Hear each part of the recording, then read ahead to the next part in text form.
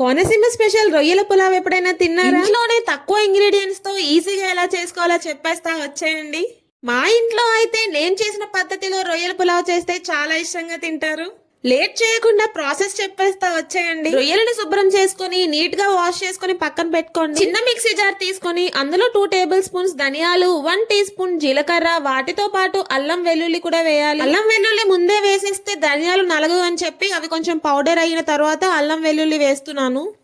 వాటితో పాటు 2 లవంగ మొగ్గలు, కొంచెం దాల్చిన చెక్క కూడా వేసుకోండి. ఇవన్నీ వేసుకుని మెత్తగా పేస్ట్ చేసుకోవాలి. ధనియాలు జీలకర్ర మెత్తగా పేస్ట్ అవ్వడానికి కొంచెం కట్ చేసి పెట్టుకున్న ఆనియన్స్ కూడా వేస్తున్నాను. కొంచెం తీసి సైడ్ కి పెట్టుకున్నాను. అన్ని వేసుకున్న తర్వాత మిక్సీ జార్ లో పేస్ట్ చేసుకోవాలి. అవసరమైతే కొంచెం వాటర్ కూడా యాడ్ చేసుకోండి.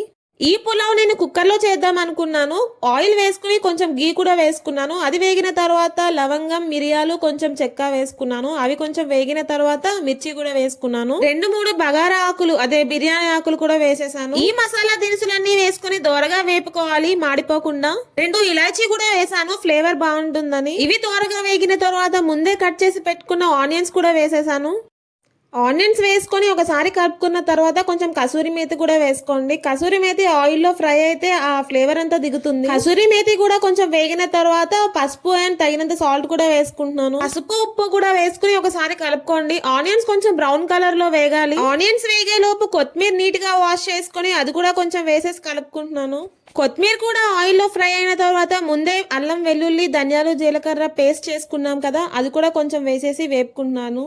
ఈ పేస్ట్ వేసి వేపుకుంటున్నప్పుడు ఇది ఆయిల్ అంతా పీల్ చేస్తుంది. సో మీకు అవసరం అనుకుంటే కొంచెం వేసుకోండి, కింద మాడకుండా. అల్లం వెల్లుల్లి పేస్ట్ పచ్చివాసన పోయేంత వరకు వేపుకోవాలి. కొంచెం బ్రౌనిష్ కలర్ వచ్చేంత వరకు వేపుకోండి, సరిపోతుంది. అన్ని మంచిగా ఫ్రై అయిన తర్వాత కొంచెం కారం వేసుకుంటున్నాను. నేను 2 టేబుల్ స్పూన్స్ ఆఫ్ కారం వేస్తున్నాను. మీకు అవసరం అనిపిస్తే ఇంకొంచెం వేసుకోండి, మీ టేస్ట్ కి తగ్గట్టు.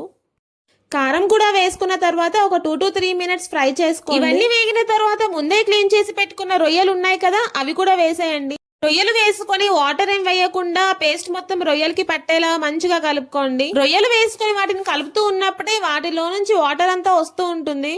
మీరు ఎక్స్ట్రా వాటర్ ఏం వేయాల్సిన అవసరం లేదు. రొయ్యలు మూత పెట్టి ఉడికిస్తే అందులో వాటర్ అంతా వచ్చేస్తుంది. ఫస్ట్ కుక్కర్ లో చేద్దామని అనుకున్నాను, కానీ అది సరిపోయేలా లేదు అని చెప్పి దాన్ని మళ్ళీ బిర్యానీ గిన్నెలోకి షిఫ్ట్ చేసేసాను. చూసారు కదా, వాటర్ ఏం వేయకపోయినా ఎంత వాటర్ వచ్చిందో ఆ వాటర్ లోనే కుక్ అవుతుంది రొయ్యలు మొత్తం. ముందే వాటర్ వేసేస్తే రొయ్యల్లో నుంచి ఆ నీచు వాసన పోదు. రొయ్యలన్నీ ఇలా నీట్ గా కలుపుకున్న తర్వాత క్లోజ్ చేసేసేయండి లిడ్ పెట్టి. ఒక 10 to 15 మినిట్స్ ఉన్న తర్వాత ఓపెన్ చేసి చూస్తే ఇలా వాటర్ అంతా ఇంకిపోయి ఉంటుంది. రొయ్యలు మొత్తం కుక్ అయ్యాయని మీకు ఇండికేషన్ ఏంటి అంటే అందులో నుంచి ఆయిల్ రిలీజ్ అవుతుంది, చూడండి. ప్రాన్స్ అన్ని వేగిన తర్వాత కొంచెం కర్డ్ వేస్తున్నాను. కర్డ్ ముందు బీట్ చేసి వేసుకోండి, లేదు అంటే అది గడ్డలు గడ్డలు కనిపిస్తుంది. ఈ పెరుగు వేస్తే అడ్వాంటేజ్ ఏంటి అంటే మసాలాస్ అన్ని మనం ఎక్కువ వేసాం కదా, వాటన్నిటిని బ్యాలెన్స్ చేస్తుంది అండ్ మంచి గ్రేవీ కూడా వస్తుంది. ఈ కర్డ్ వేసిన తర్వాత గ్రేవీ వస్తుంది కదా, ఆ గ్రేవీ మొత్తం రైస్ కి పట్టి రైస్ కి మంచి ఫ్లేవర్ వస్తుంది. కర్డ్ వేసిన తర్వాత ఒకసారి మంచిగా కలుపుకొని లిడ్ క్లోజ్ చేసేసి ఒక 10 మినిట్స్ ఉడకబెట్టండి, సరిపోతుంది. ప్రాన్స్ అన్ని ఉడికిన తర్వాత ముందే వాష్ చేసి పెట్టుకున్న రైస్ ఉంటుంది కదా, ఆ రైస్ కూడా వేసేసేయండి. ఫస్ట్ ఓన్లీ రైసే వేసుకోవాలి, వాటర్ అస్సలు యాడ్ చేయకూడదు. రైస్ మొత్తం క్రిస్పీగా అయ్యేంత వరకు వేపుకోవాలి. రైస్ వేసి వాటర్ అంతా ఇంకిపోయేలాగా క్రిస్పీగా అయ్యే వరకు ఒక 10 to 15 మినిట్స్ వేపుకుంటూనే ఉండాలి. అప్పుడే ఆ రైస్ మొత్తం ఫ్లేవర్ మంచిగా పీల్చుకుంటుంది. 1 డ్రాప్ ఆఫ్ వాటర్ కూడా ఉండకూడదు. చూస్తున్నారు కదా, అది రైస్ కుక్ అవ్వకుండానే బిర్యానీ లానే కనిపిస్తుంది. రైస్ మొత్తం వేగిన తర్వాత దానికి తగ్గట్టు వాటర్ వేసుకోండి. నేనైతే గ్లాస్ కి 2 గ్లాసెస్ ఆఫ్ వాటర్ వేసాను. మీ తీసుకున్న రైస్ బట్టి మీరు క్వాంటిటీ చూసుకుని వాటర్ వేసుకోండి. వాటర్ కూడా వేసుకుని మొత్తం ఒకసారి కలిసేలా కలుపుకున్న తర్వాత ఈ పాయింట్ లో మీకు సాల్ట్ సరిపోకపోతే అడ్జస్ట్ చేసుకోవచ్చు. దాంతో పాటు కొంచెం నేను నిమ్మరసం కూడా వేస్తున్నాను. ఫైనల్ గా కొంచెం కొత్తిమీర కూడా వేసుకుని ఇంకొకసారి కలిపేసుకుని లిడ్ క్లోజ్ చేసేసుకోండి. కొత్తిమీర కూడా వేసుకున్న తర్వాత లిడ్ క్లోజ్ చేసుకుని మీడియం ఫ్లేమ్ లో ఒక 10 to 15 మినిట్స్ ఉడకనివ్వండి. దాని తర్వాత కొంచెం సిమ్ లో పెట్టుకోండి, లేదు అంటే కింద మాడిపోతుంది.